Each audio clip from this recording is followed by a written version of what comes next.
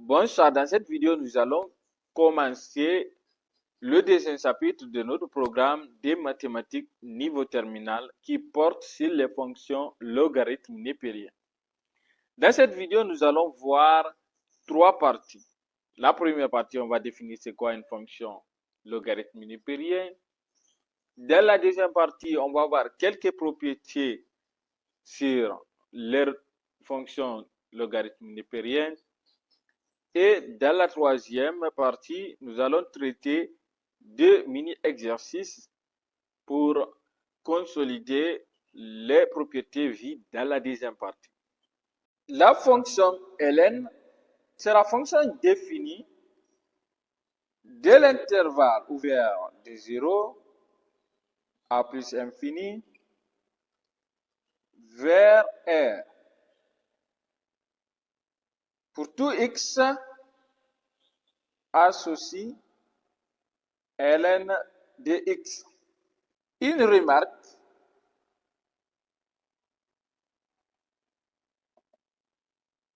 c'est que la fonction ln et exponentielle sont des fonctions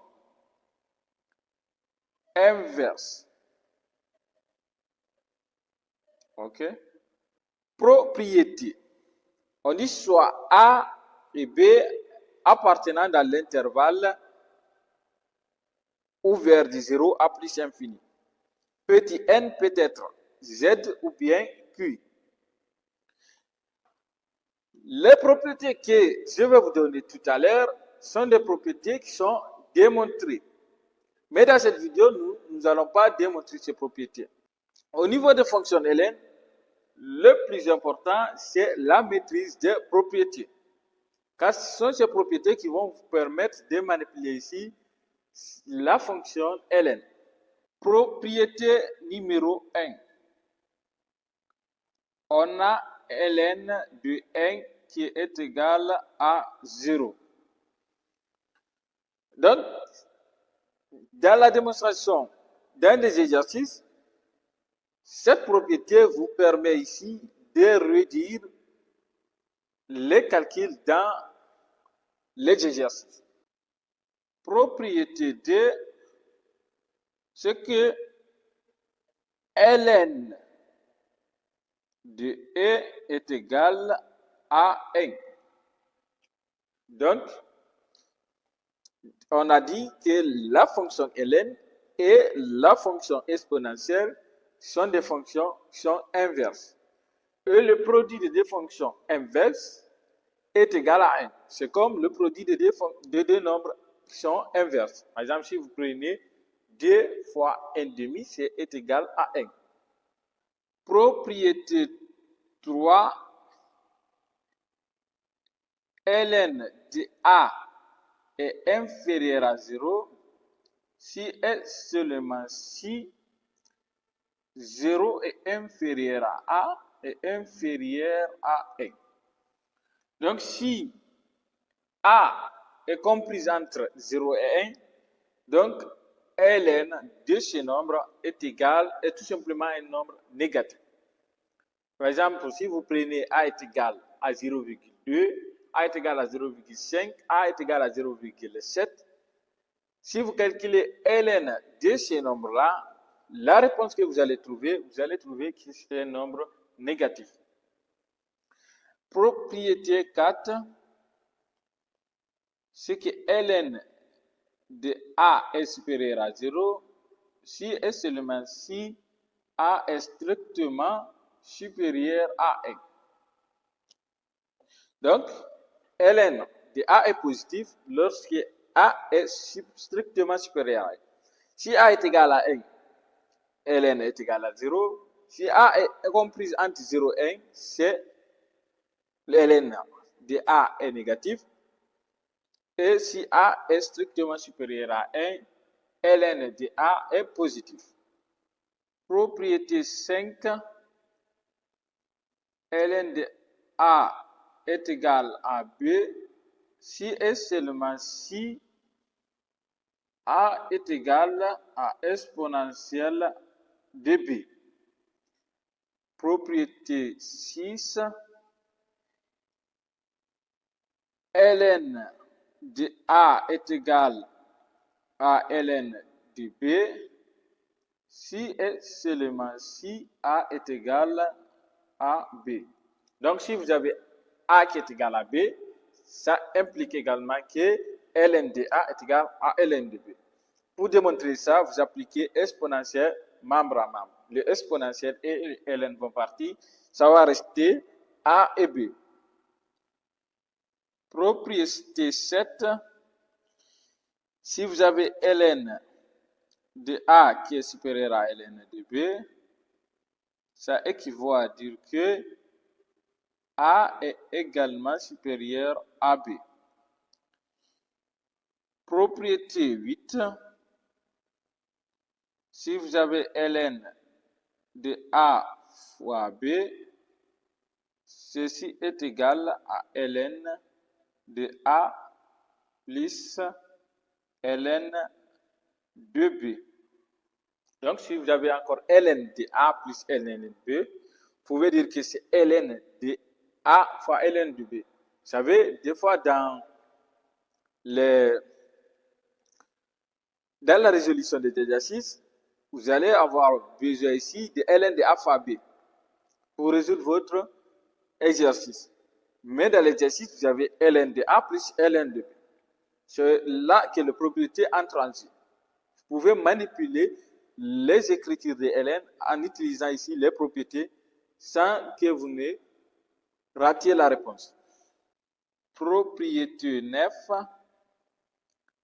ln de 1 sur B, bien sûr avec B différent de 0, est égal à moins ln de B. Propriété 10, si vous avez ln de A sur B, ceci est égal à ln de A moins ln de B. Propriété 11, si vous avez ln de A exposant n, ceci est égal à n ln de A. Et propriété 12 et dernière propriété, si vous avez ln de la racine carrée de A, ceci est égal à 1 demi ln de A. Voici les 12 propriétés que vous devez retenir et maîtriser. On va faire tout à l'heure un exercice, un mini-exercice dans lequel on va appliquer ces propriétés pour que vous puissiez comprendre ici l'application de ces différentes propriétés. Voici les deux exercices qu'on va faire dans cette vidéo. Exercice 1, écrire plus simplement ln de 14 moins ln de 7, exponentielle ln de 2 plus ln de 3, et enfin ln de 8 moins ln de 12 plus ln de 15. Dans cet exercice, on nous demande d'écrire ces expressions de manière plus simple. OK? Exercice 2, résoudre dans R les équations et une équation suivante. Petit a, ln de x est égal à 3. Petit b, ln de x plus ln facteur de x moins 1 est égal à ln de 2 plus ln de 3. En petit c, on a ln facteur de x au carré moins 5x plus 4 qui est égal à ln de x au carré moins 1. En petit d, on a ln de 3x moins 2 qui est supérieur ou égal à ln de 2x plus 2. En petit e, nous avons ln crochet x facteur de 3 moins x qui est inférieur ou égal à ln de 2. On a résolution. On commence par notre première. écriture, on a ln de 14 moins ln de 7. Ceci est égal. Dans les 12 propriétés qu'on a vues tout à l'heure, on nous a dit si vous avez ln de A sur ln de B, ceci est égal à ln de A moins ln de B. C'est la même chose si vous avez ln de A moins ln de B, vous pouvez dire que ceci est égal à ln de A sur B. On va appliquer cette propriété pour rendre cette écriture beaucoup plus simple. Donc là, ceci est égal à ln de 14 sur 7, qui est égal à ln de 2. Vous voyez, on est quitté de cette écriture pour obtenir cette écriture. Donc, les propriétés qu'on a vues tout à l'heure peuvent nous permettre de réduire les écritures quand nous travaillons avec les fonctions ln. Notre deuxième écriture, nous avons exponentielle de ln de 2 plus ln de 3. Ceci est égal à exponentielle. Si vous avez ln de A plus ln de B, ceci est égal à ln de A fois B. Donc, ln de 2 fois 3 qui est égal à exponentielle ln de 6. On a dit que la fonction exponentielle et la fonction ln sont des fonctions inverses. Donc, on peut simplifier ces deux-là. Ça va nous rester 6. Troisième et dernière écriture, on a ln de 8 moins ln de 12 plus ln de 15. OK? Donc là, vous avez le choix. Si vous voulez, vous commencez avec le moins ou bien le plus. Nous, on va commencer par le plus. Ceci est égal à ln de 8 moins ln de 12 fois 15. Je veux dire que ceci est égal à ln de 8 moins ln de 12 fois 15 qui est égal à 180. Ceci est égal à ln de 8 sur 180. OK? Et si nous simplifions 8 et 180, nous allons obtenir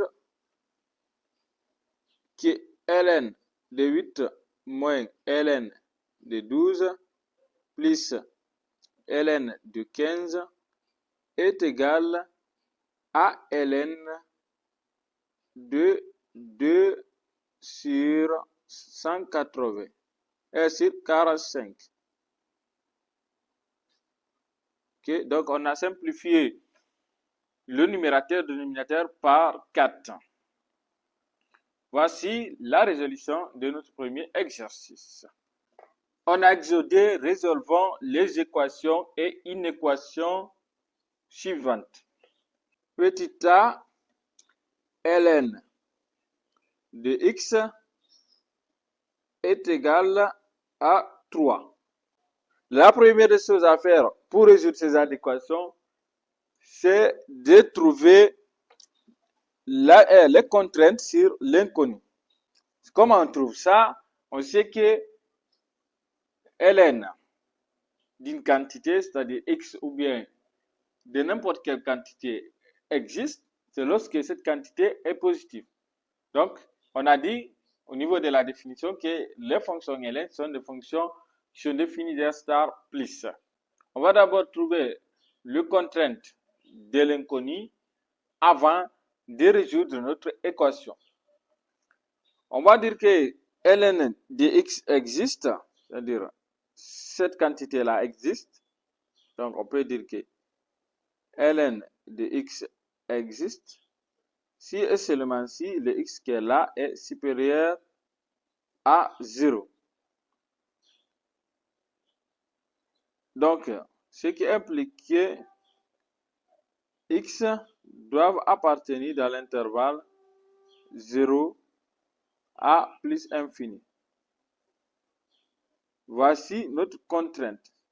Donc, si on trouve une solution qui ne fait pas partie de cet intervalle, dans ce cas, cette solution sera à rejeter. Et on a ln de x qui est égal à 3, ce qui implique que exponentielle ln de x est égal à exponentielle de 3. Donc, on peut appliquer exponentielle membre à membre.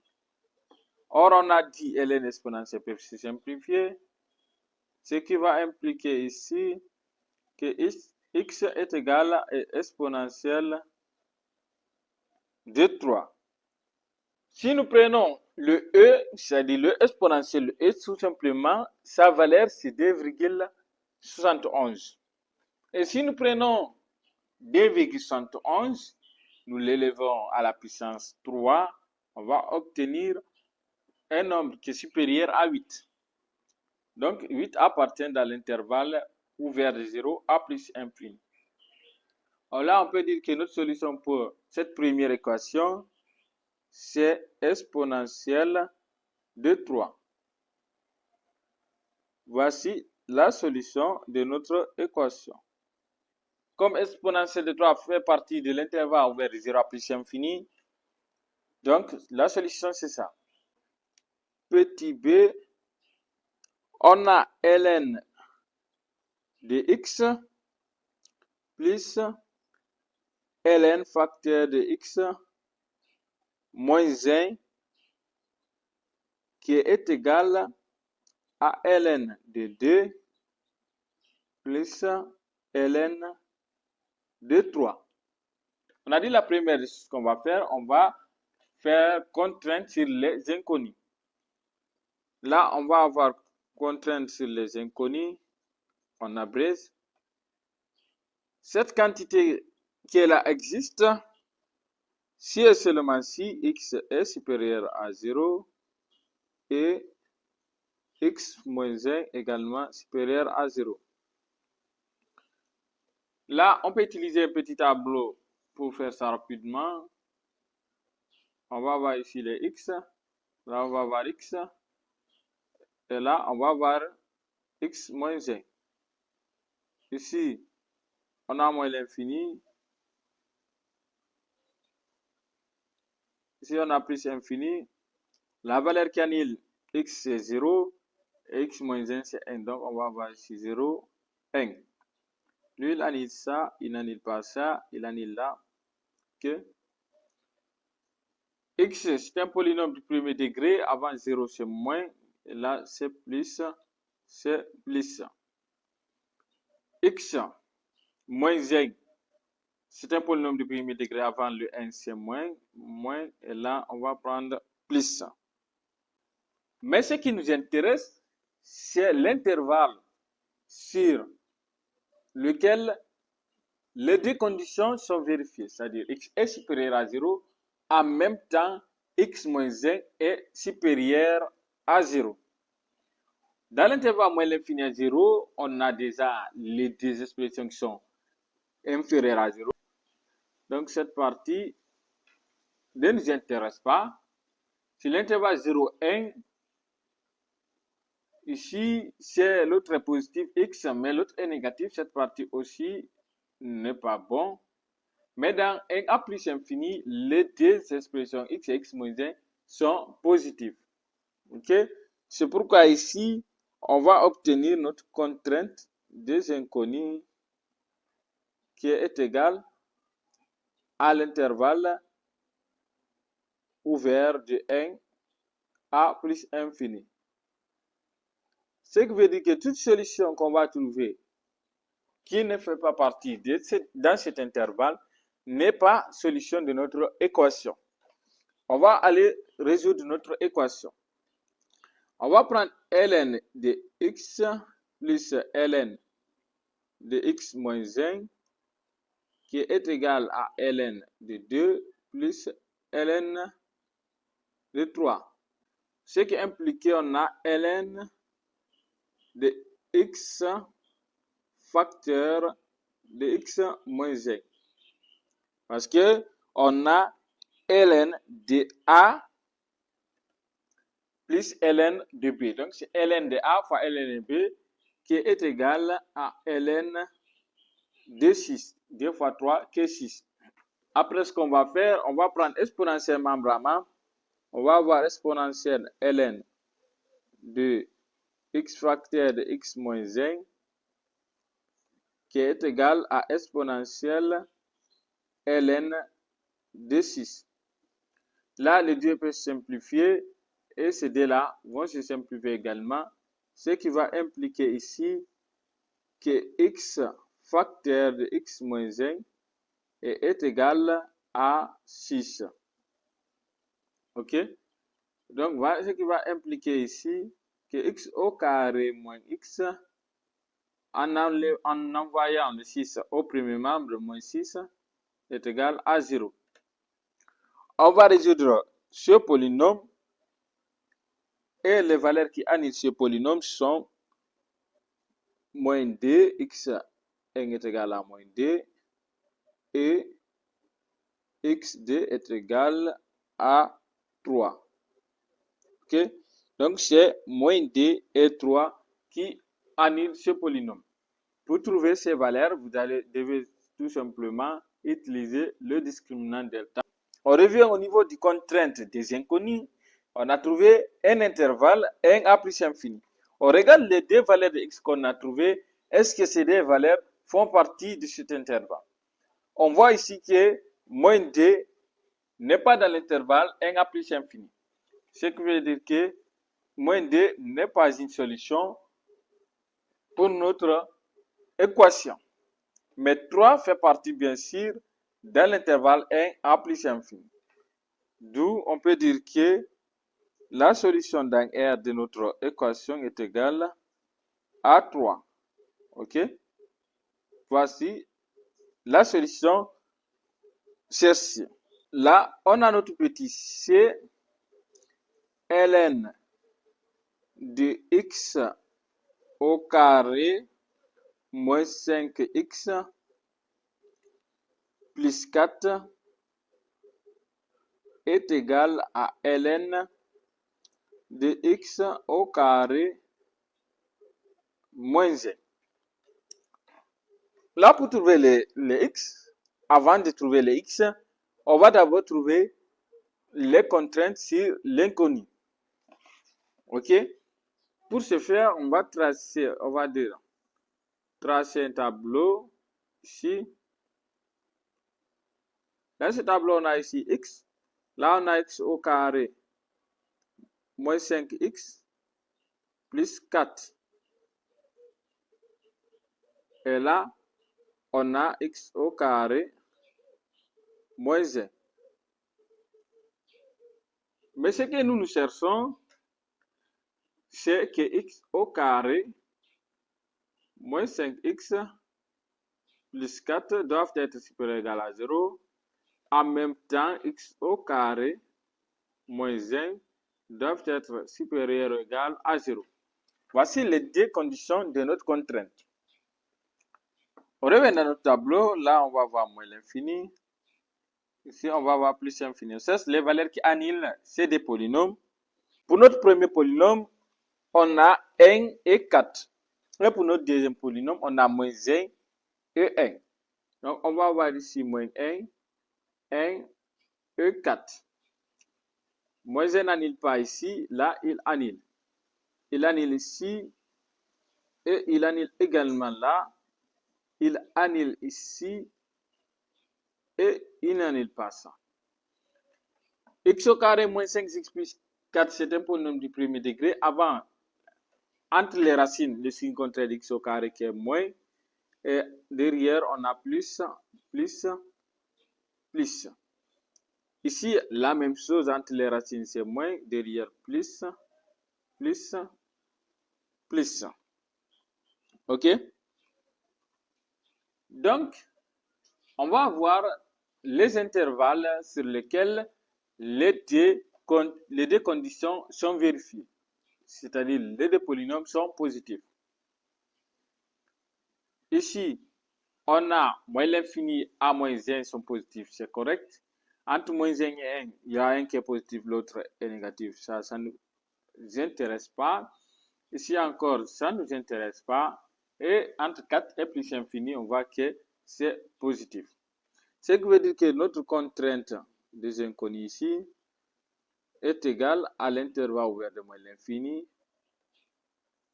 à moins 1 ouvert union de 4 à plus infini.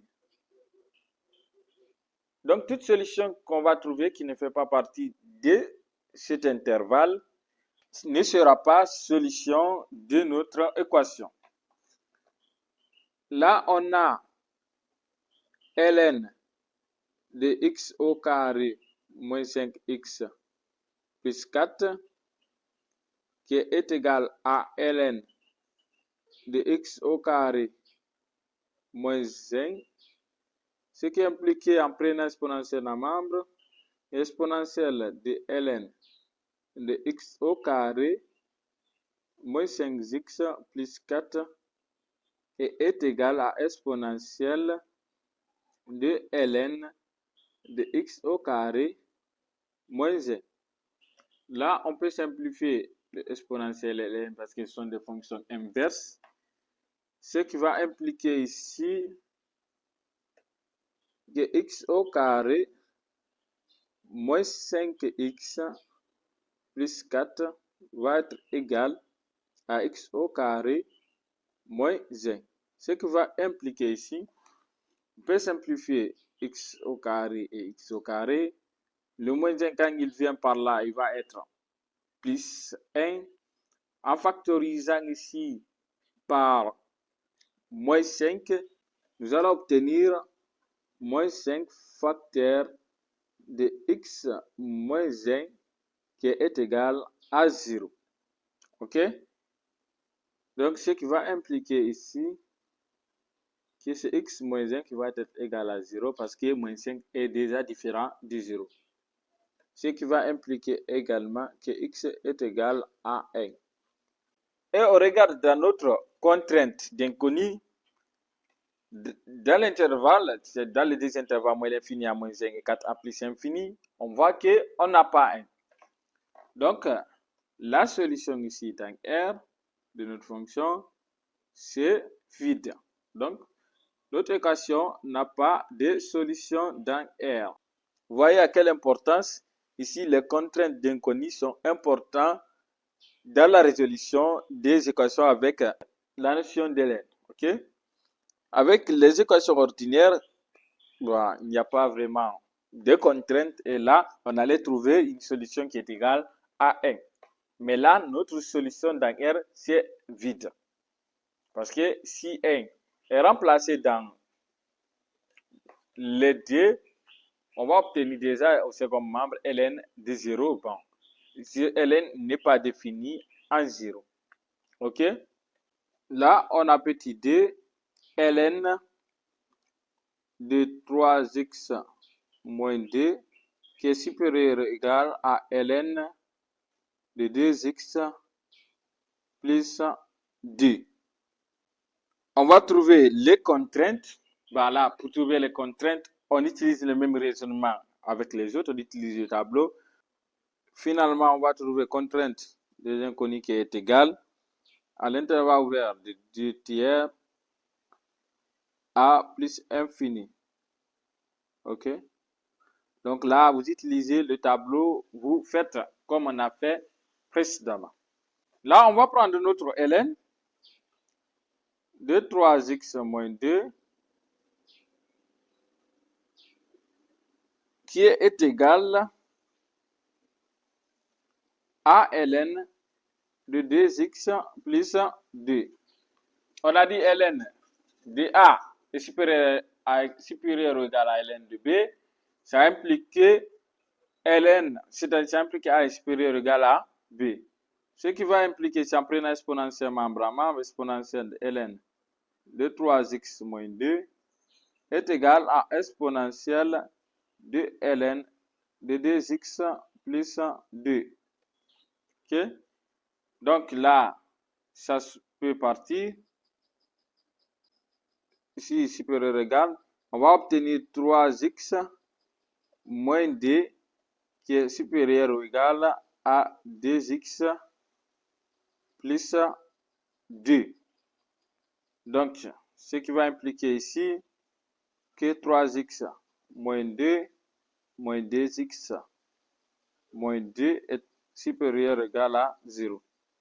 Donc, ce qui va impliquer ici que x moins 4 est supérieur ou égal à 0. Ce qui va impliquer x est supérieur ou égal à 4.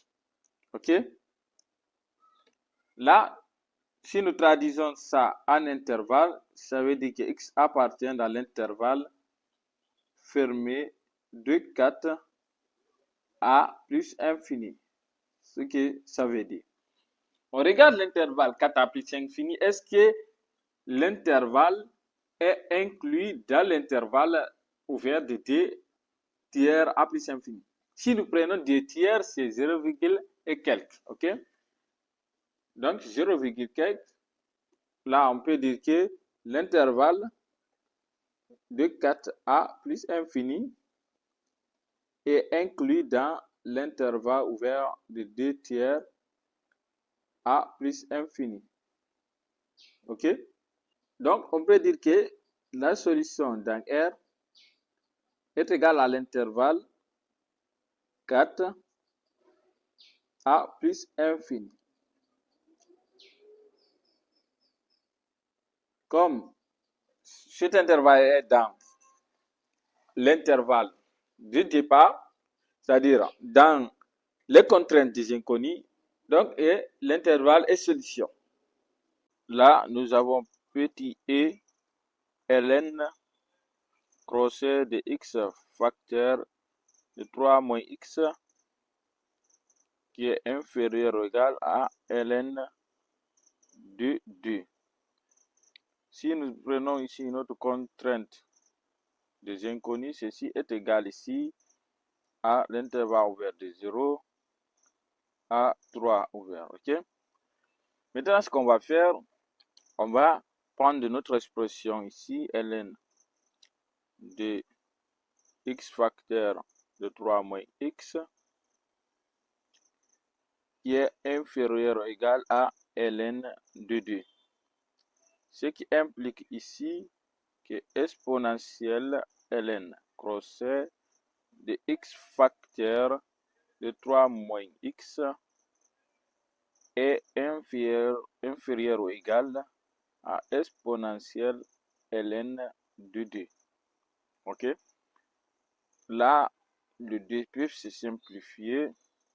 On va obtenir tout simplement ici que on va développer en même temps que 3x moins x au carré est inférieur ou égal ici à 2. Donc là, on peut regrouper tout au premier membre et en même temps multiplier par un signe moins. Ce qui va impliquer ici que x au carré moins 3x. Vous savez, le moins d quand il vient au premier membre, il va devenir, le d quand il vient au premier membre, il va devenir moins. Si on le multiplie par moins, il va devenir automatiquement plus. Donc là, on va voir plus 2 qui est supérieur ou égal ici à 0. Si vous avez une inégalité, lorsque vous multipliez chaque membre de l'inégalité par un nombre négatif, l'inégalité change de sens. C'est-à-dire, si l'inégalité était inférieure ou égale, devient supérieure ou égale, et inversement. Si vous multipliez l'inégalité par un nombre positif, donc là, ça ne change pas, OK? On va chercher les valeurs ici qui annulent ici ce polynôme, ok? On va tracer un tableau. Là, nous allons avoir x. Ici, on va avoir ici notre polynôme x au carré moins 3x plus 2. Ok? Là, on va avoir moins l'infini. Ici, on va avoir plus infini. Les valeurs qui annulent ça, c'est 1 et 2. Donc, on va avoir ici 1 et 2. Et là, ça annule. Et ça annule. Mais, notre polynôme qui est là, c'est un polynôme du second degré entre les racines ici moins. Là, on va avoir plus. Ok? Mais, n'oubliez pas que notre contrainte d'inconnu, on a besoin de 0 et de 3.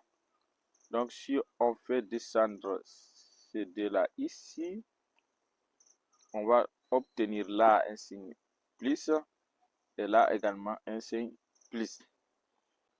Donc, notre solution dans R ici va être égale à l'intervalle ouvert de 0 à 1 fermé, parce qu'on a dit c'est supérieur ou égal. Ok? Union fermée de 2 à 3.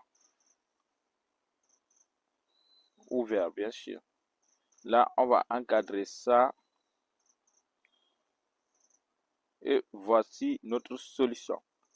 Si vous savez, de moins l'infini à 1, le polynôme est positif. Comme moins l'infini à 0 ne fait pas partie de notre contrainte sur les inconnus, donc ici, on ne peut pas prendre cet intervalle-là. Ok? Encore les contraintes sur les inconnus là, certains professeurs l'appellent domaine de validité. Ok? Donc, c'est la même chose avec contrainte des inconnus. S'il existe une appellation, mais si vous calculez ça, ça vous permet ici de comprendre, d'avoir une première idée sur les solutions que vous devez obtenir, vous permettre de bien choisir vos solutions. Ceci prend fin notre exercice et notre vidéo. On se retrouve prochainement pour une prochaine vidéo sur les limites des fonctions logarithme népérien. Donc, si vous avez aimé la vidéo, laissez-moi un pouce bleu, ça permet à la chaîne de grandir. Et si vous êtes nouveau, abonnez-vous, activez la cloche de notification pour ne pas manquer les prochaines vidéos qui vont être publiées sur cette chaîne. On se retrouve pour une prochaine vidéo.